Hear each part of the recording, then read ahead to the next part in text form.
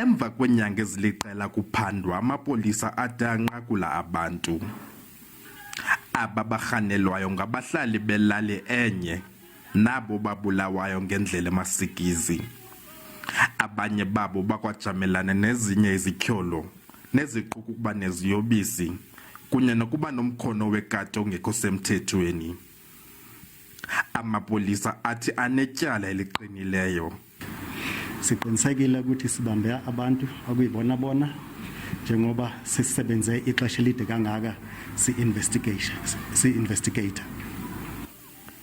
Ukanti kuthe xibilili kwabahlali kuba bebephila ubomi bentshontsho.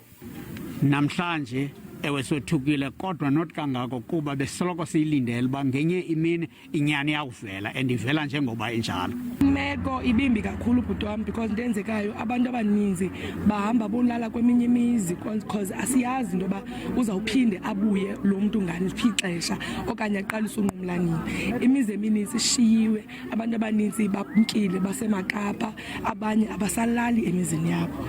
Nangona uphando luqhuba, abakwantsasana bakholela ukuba kusezobanjwa nabanye abantu mayelana nezi ziganeko.